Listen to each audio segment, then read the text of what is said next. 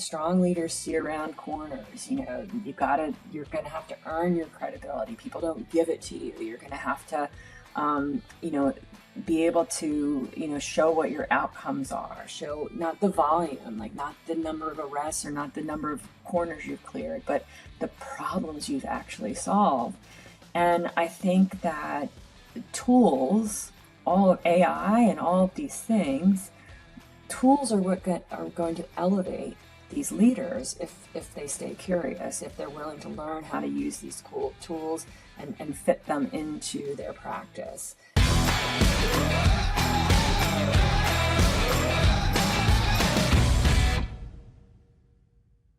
Well, today, excited to have Kristen Mahoney on the podcast. Kristen, you are the first non-sitting police chief to be on the podcast, so I'm excited about that.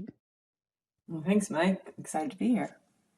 And I'm also, as our viewers can tell, I've gotten a lot of feedback on my former setup, which looked like I was in a dorm room. So I'm in a different studio today. So 2 new things that we're going to have going on in today's podcast. Now, Kristen, when I first met you, it was many years ago, you were at the U.S. Department of Justice, Bureau of Justice Assistance, known as BJA. You were the principal deputy director, I think. I don't know if I have that title right, but That's right. I'd love to just start the conversation about your time at BJA in terms of that is the arm of the Department of Justice that gives out most of the grant funding, Right. probably $4+ billion to state and local. So maybe let's start there and just some of the things you learned from BJA working with thousands of agencies across the country.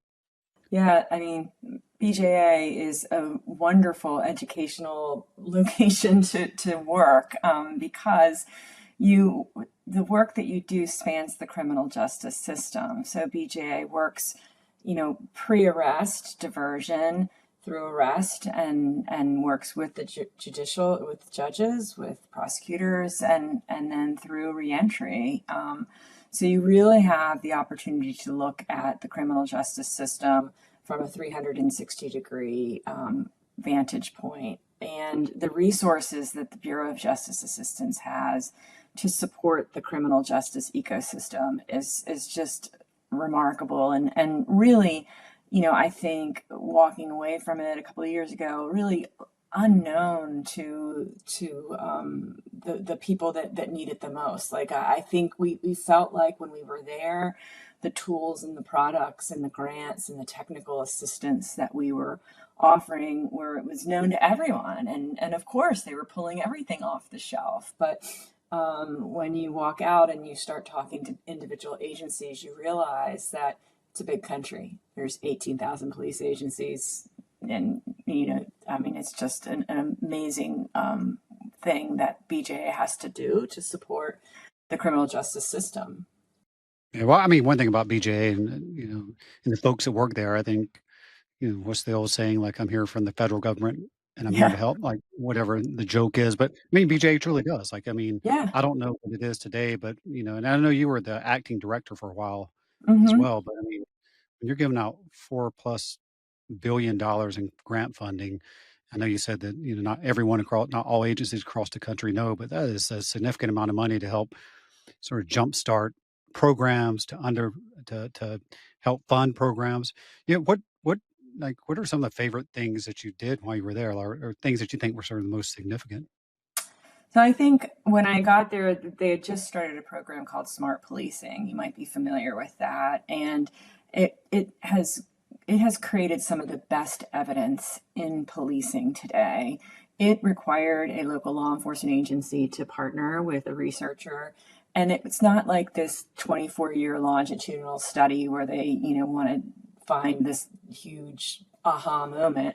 It's a very short moment in time where a researcher works with a practitioner for about 2-3 years on a particular project to see if the interventions that the practitioner or the police department want to do, if they work, if they do no harm, and if they actually have the impact that everybody wanted them to have. Like, did it reduce crime? Did it increase public trust? Did it do no harm? We things like dosage for foot patrol, things like the very early predictive policing models came from smart policing, and that model of putting practitioners with researchers, action-oriented researchers, really I think got us a lot to where we are today.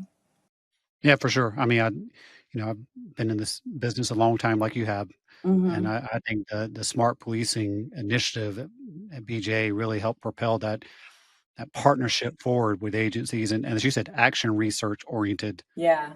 I hate to say academics, but researchers from No, they're universities different. and I mean, all of that research, all research is valuable, but for law enforcement, when they're testing new tactics and strategies, to have somebody right there beside them, looking at the results, saying, "Do more of this, do less of that," you can make a lot of progress. yeah. Yeah, and now you came to the federal government from state, from Hmm. holding leadership positions at both the local level, Baltimore PD, and then state level, running the Maryland Governor's Office of Crime Control, and there's something else there I'm Crime missing. control prevention, yes. Crime control and prevention. Hmm. Like, how did those experiences, from Baltimore PD to the Maryland office, like, contribute to, like, how you thought about the role at BJA? Yeah. I mean, I think at the Baltimore Police Department, I was embraced by that agency. I just wanted to help them. I initially came in as the grants director, left as the chief of technical services, overseeing crime analysis, ComStat, 911, records management, government relations.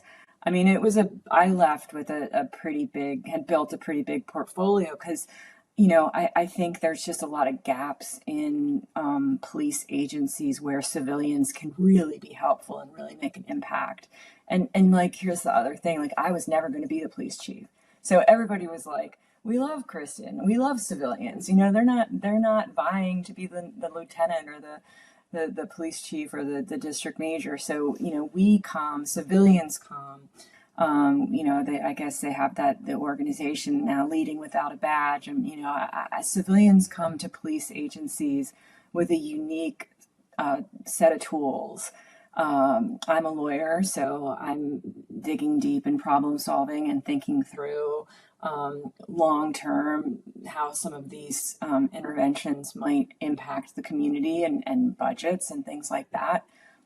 That was just such a great learning ground for me. I was there through some really great, innovative times where we saw homicides fall below 365, which was incredible. I mean, Baltimore usually had a homicide number at 365, and in that support role, I was able to bring in a lot of different cross disciplinary work, partnering with public health and partnering with other agencies. So, I mean, then moving on to the state, I think the state governments have a big role to play in reducing violent crime, and being able to pull those levers and understand where the state has a great role.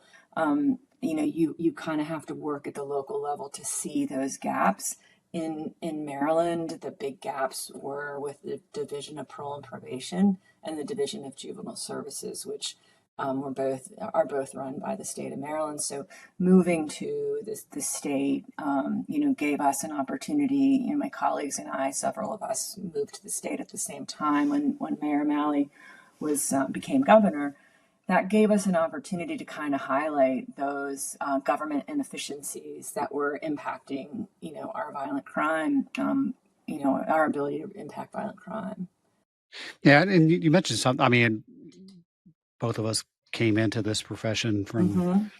from the civilian side, Yeah. and I would say like it has been encouraging to see. I don't know if the recognition is right, but as you Right. mentioned, there's a new association.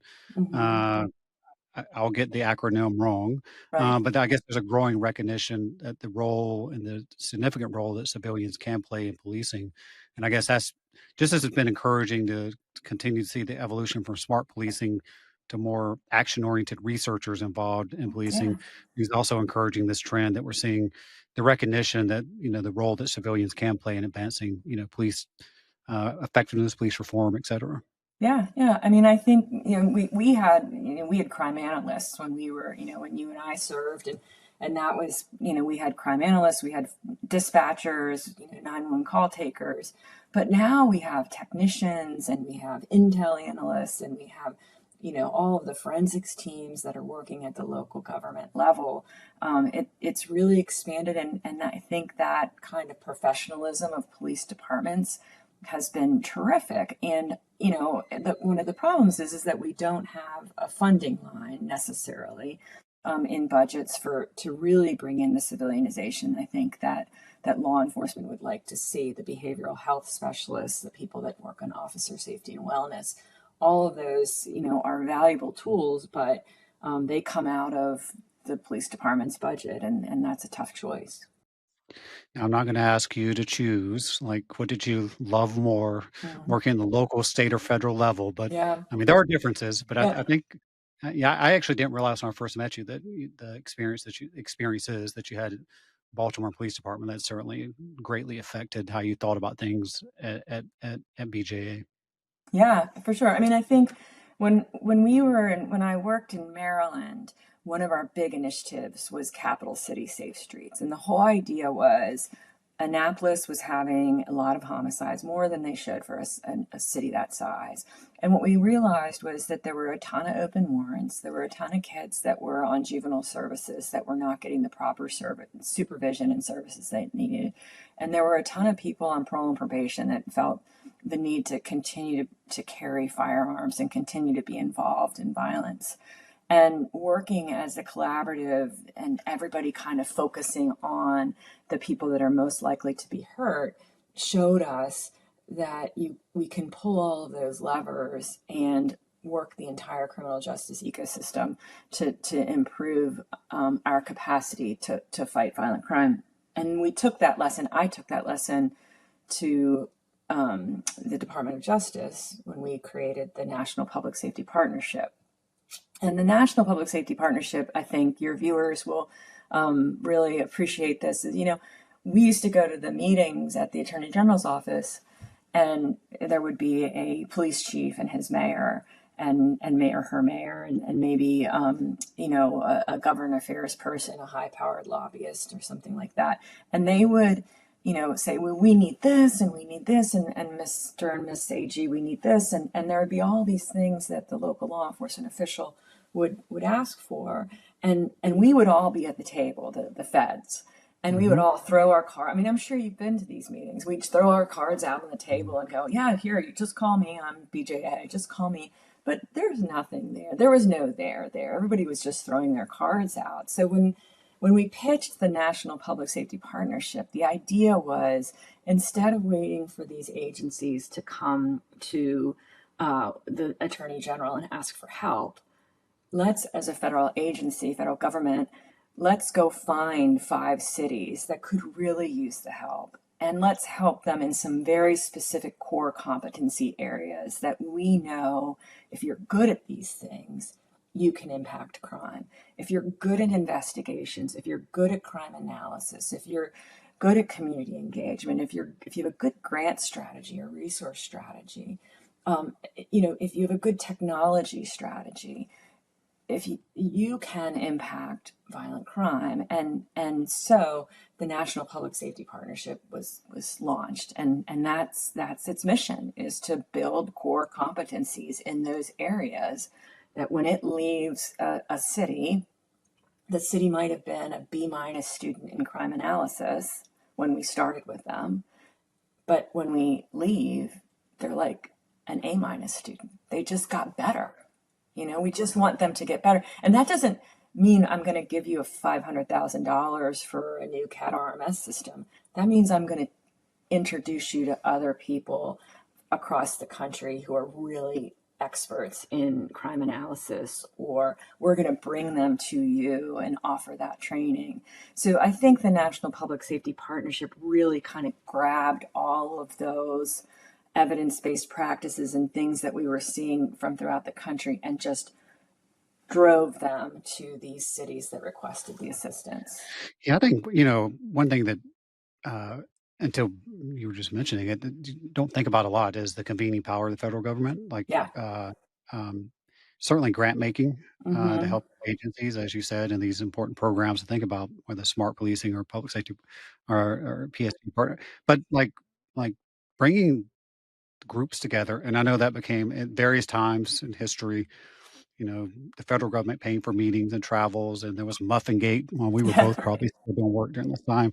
But still, like, bringing the power that the federal government has to bring all these experts together and police departments and chiefs and politicians and others, policymakers to share information, I Mm-hmm. think probably doesn't get enough credit because it doesn't seem like it's like that tangible, but it is very tangible to put people together so they can learn from each other. Yeah, I mean, it's a huge country, and I say this all the time. I think about heart surgeons, and when they are learning how to do a new surgery technique, they're not reading about it in Heart Surgeon magazine. They're, probably going to one of the great research institutes of our country, research hospitals in our country, and they're working alongside a heart surgeon who can do this or who has done this, and they're learning from a peer to peer. I mean, that's the best way to learn, to watch it happen, see the outcomes, and be curious, like ask why, be able to ask how and why. It's very easy to just read a magazine and be like, I don't get it. But you go talk to the police officer that created this particular tactic or technique, you're going to understand it. It's going to become your technique.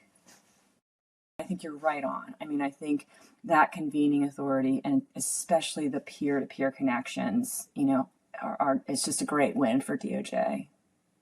Now you have carried that forward in terms of these peer-to-peer connections, and one Yep. reason I really wanted to talk to you, I mean, I obviously want to talk to you about your career and the things that you've done leading up to this, but the real reason was, like, you have been involved in some very creative and innovative ways when it comes to police leadership education.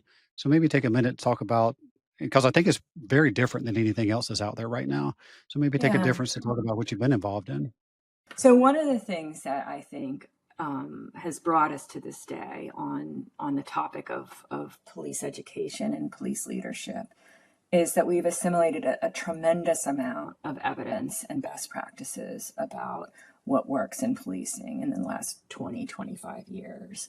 And, you know, that is, those are things that police chiefs are very well aware of. And when you go to the Police Executive Research Forum events or ICP or any of these events, the National Association of Women Law Enforcement Executives, Noble, they all of those chiefs are talking about the latest, greatest evidence of what works, whether it's a crime gun intelligence center or social network analysis or AI for report writing, all of those types of things, right?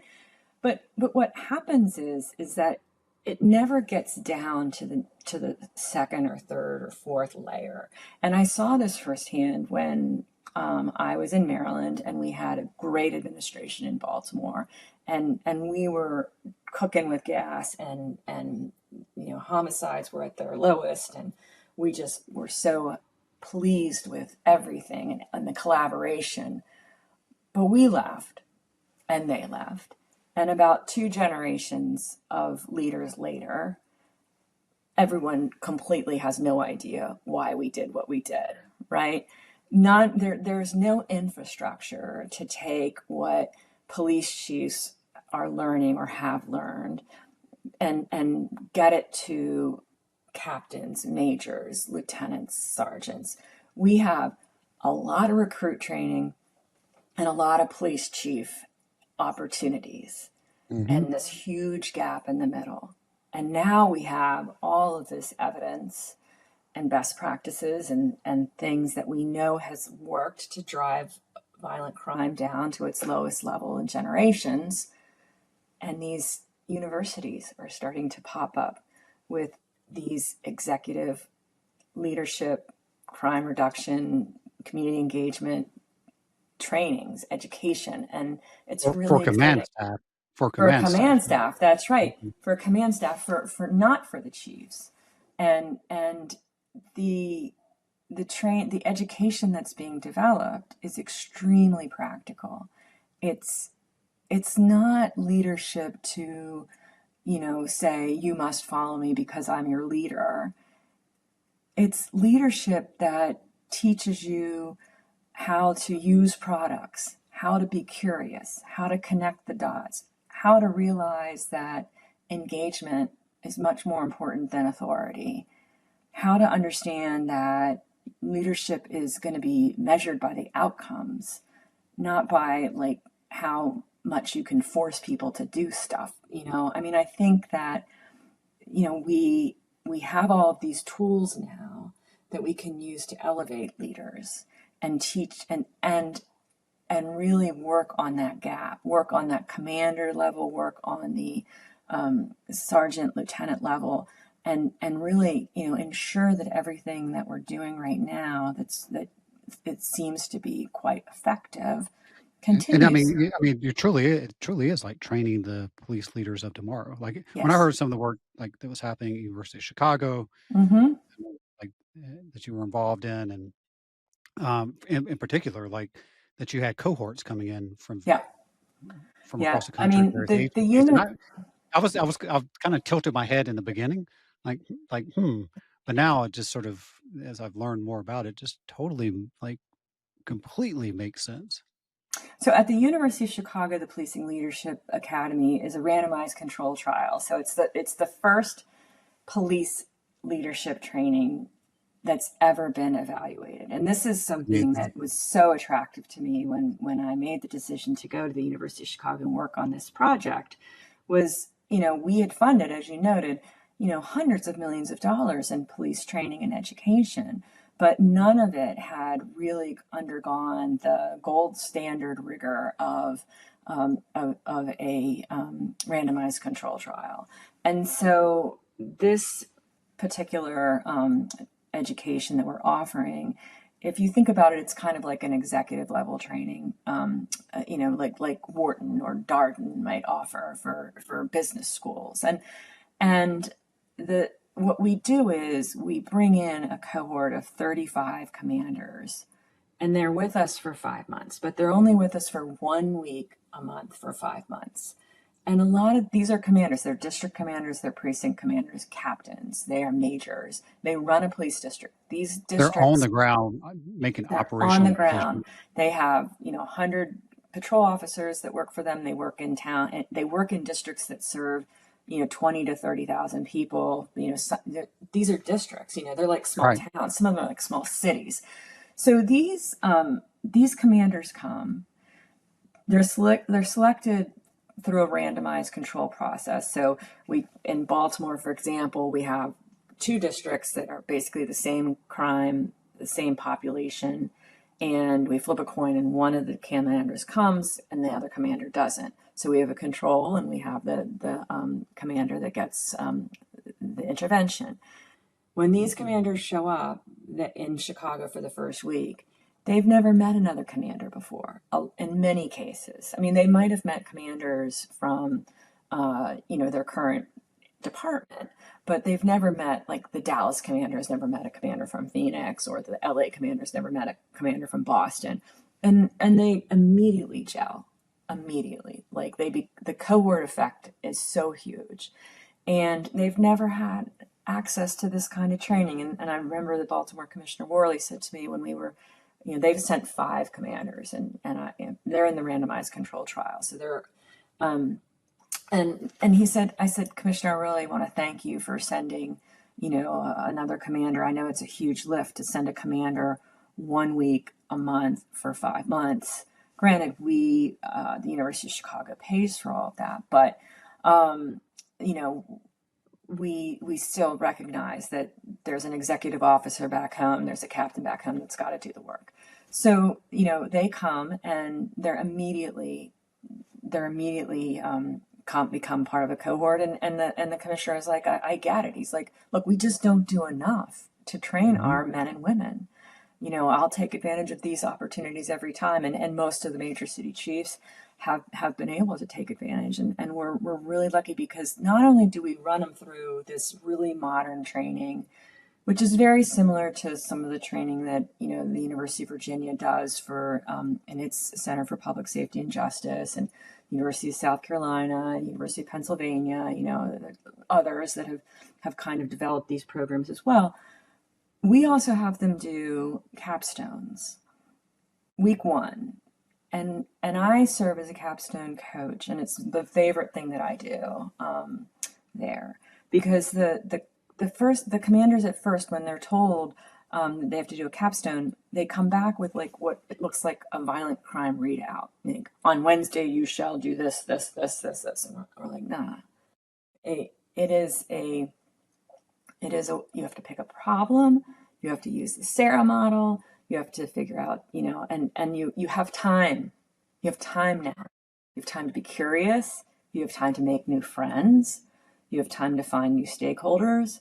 You have time to really dig in to find out what is causing this problem and what are all of the resources available to you. Their capstones are tremendous, and then at the fifth week, they present their capstones, and it's just tremendous.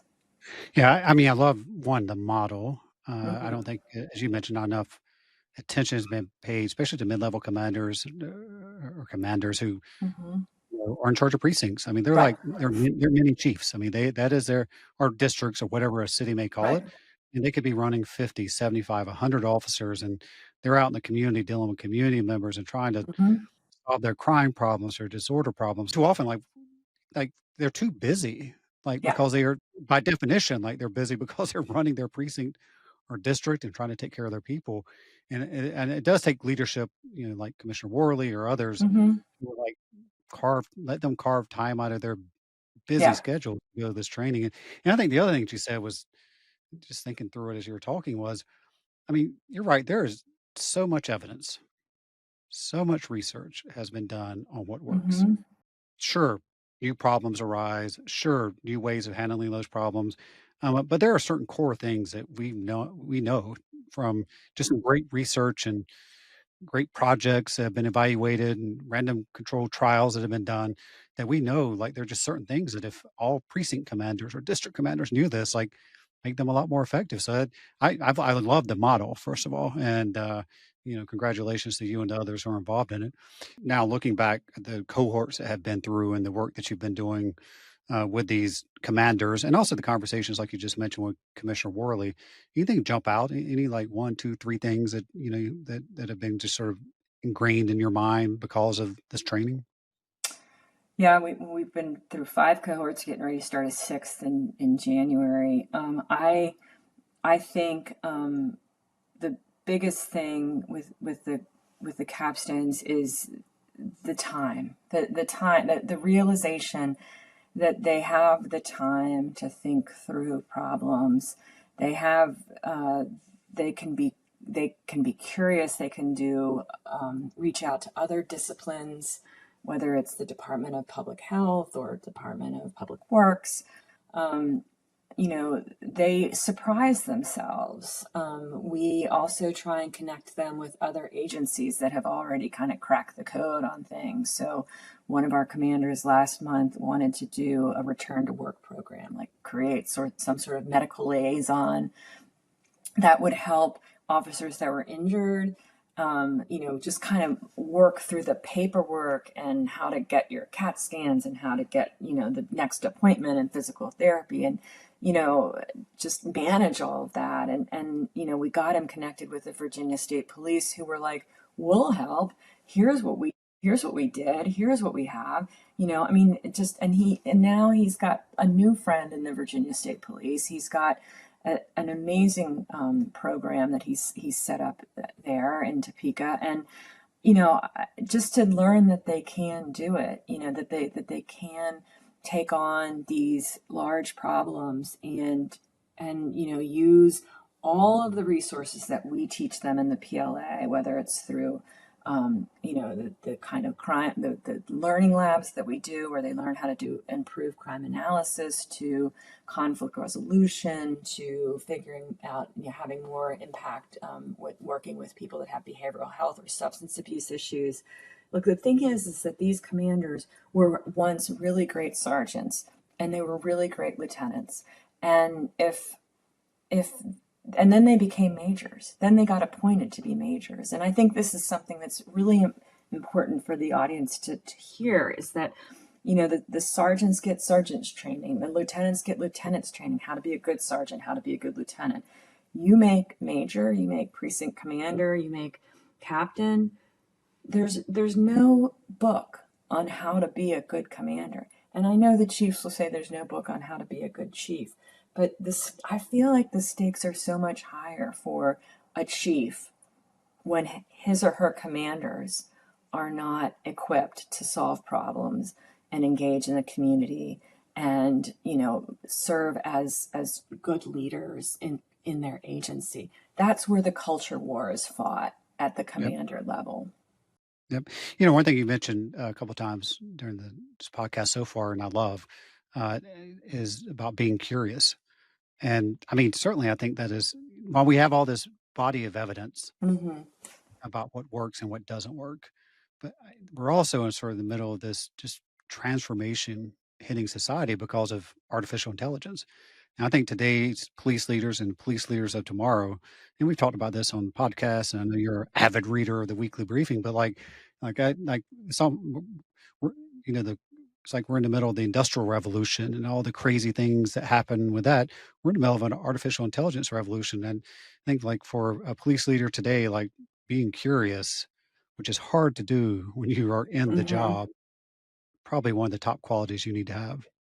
Yeah, I mean, I think staying connected is what's going to keep you relevant. And we were just down in Tampa with some of your team, at their executive leadership training that the chief put on, and that this was a huge theme of strong leaders see around corners. You're gonna have to earn your credibility. People don't give it to you. You're gonna have to um, you know be able to show what your outcomes are, show not the volume, like not the number of arrests or not the number of corners you've cleared, but the problems you've actually solved.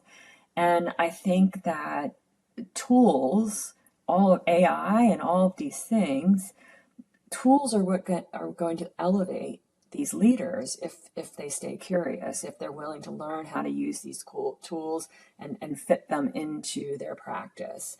And when they think about developing a resource strategy and knowing about all the things that we built back at BJA or that ICP has built, you have a responsibility to stay engaged and gather that information and figure out how it fits within your leadership strategy. And I think that's the difference. Like when I talk about the leadership programs and that are happening right now, these are not leadership programs that are, like I said, that are just like, you do this, follow me. These are leadership programs that teach leaders the how to do the community engagement, how to deal with risk management, how to work on budgeting and human resource issues, all of the hows. And as long as we can keep them curious to be thinking about all of these domains and all of these tools that they've got to kind of juggle,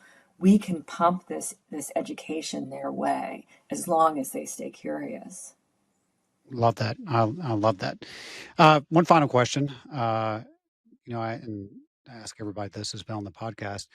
Uh, as we wrap up, I mean, what do you think? As you know, the majority of readers to the weekly briefing and the folks that uh, view the podcast here, or listen to the podcast, or major city chiefs and their staff and major county sheriffs and state provincial colonels. Like, what do you think that law enforcement leaders today, and we've talked about a lot, obviously, in terms of training and this body of evidence and et cetera, like, but what do you think we haven't talked about that, seeing around corners that we need to be talking more about heading into 2026 and beyond, if you're a police leader or less sworn or civilian? Yeah. I'm going to start the new year working at the University of Virginia at their Center for Public Safety and Justice. And I'll still be senior advisor at the University of Chicago.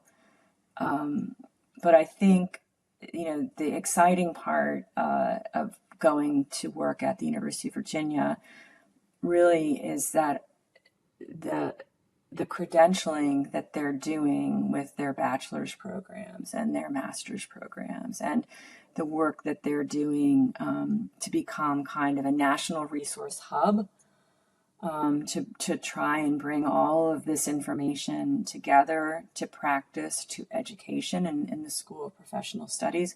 I think that that's really, for me, that's where we need to go with policing, because it has been a tragedy in my career where I have seen such great progress and then such great retreat. And I know that the police chiefs that are watching this have also experienced great progress and worked through terrible defeat. And I really think the only way we can, avoid that risk, is to double down on making sure that we make the time to share all of these tools and everything we know about educating police and best practices and evidence-based. Get these tools to the people that need them. And the people that need them the most right now are those precinct commanders and mid-level managers. They have a huge appetite for this. They, once they, I'll leave you with this.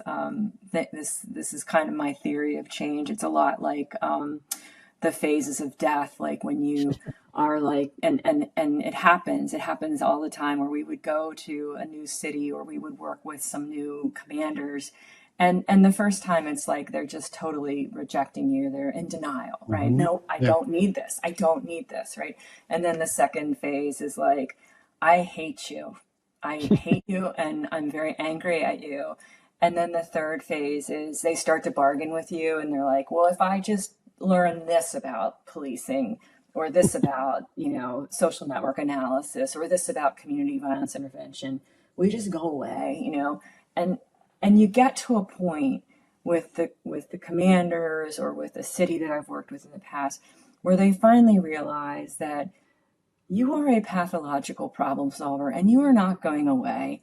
And we are going to help you get better and improve because we have the tools, and that is our mission. There's nothing else. We have no other mission but to make sure that you have access to the best tools to do your job. And what I love about these university programs is that they've really pivoted to creating all of those resources and creating hubs for law enforcement to go and get better.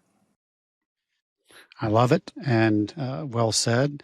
And I'll say, Kristen, like you have had a large impact throughout your career, whether it's at the local level, Baltimore PD, state level in the governor's office, or BJA to where you are now. So one, thank you for all you've done in terms of helping advance the field. And I'm excited about the future. I mean, all the things we're talking about here in terms of police leadership and the things that are happening out there and how you're involved.